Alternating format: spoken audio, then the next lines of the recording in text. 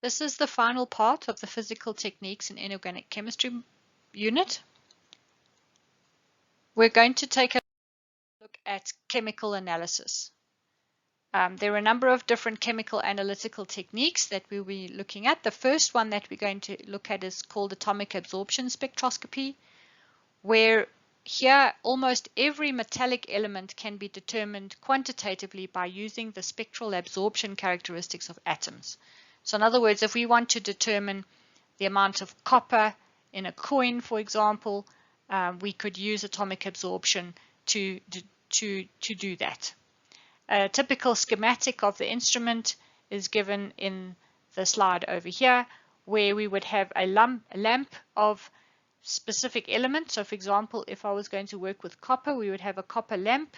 We would introduce a sample containing copper into the atomizer, and then we would allow the atomizer to make the various atoms.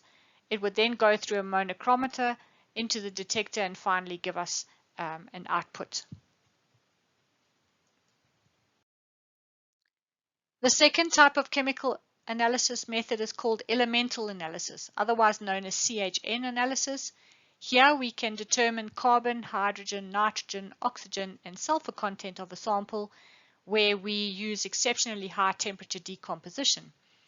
You should remember this because back in first year you were asked to do calculations for empirical formula, and you might have seen some similar experimentation given to you where we have this combustion of the sample, we then have reduction taking place, and then we go through to 3 different detectors where we first determine the amount of water that's present, and then second of all we determine the amount of carbon dioxide, and once we have the carbon and hydrogen, we can determine the oxygen and the nitrogen and the sulfur. If we have the third detector, it may pick up either the nitrogen or the sulfur.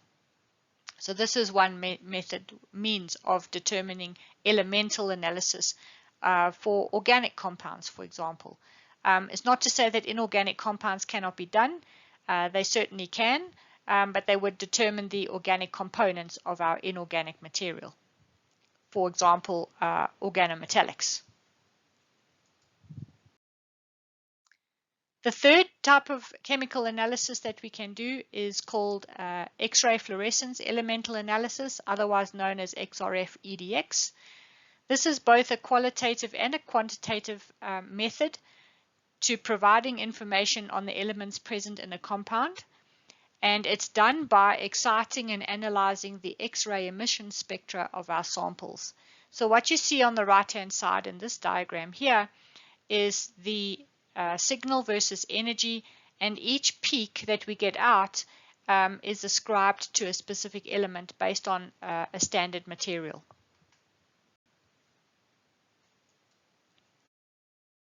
And finally, what we're going to look at is thermal analysis.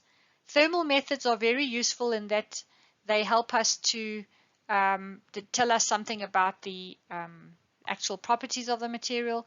It includes thermogravimetric analysis, differential thermal analysis, and differential scanning calorimetry. So TGA is where we measure the change in mass with temperature. DTA, we measure the temperature of the sample compared to a reference material.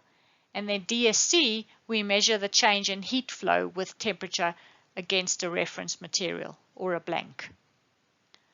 In terms of the instrument schematics, we see that for the TGA on the left-hand side here, this is what the instrument will look like. So we have a closed container where we put our sample on a microbalance. This balance can weigh to 6, sometimes 7 decimal places. We can evacuate and fill up the balance chamber with carrier gas like nitrogen, and then we monitor the change in mass as we increase the temperature. And what we get in terms of output, so the output is going to look something like this.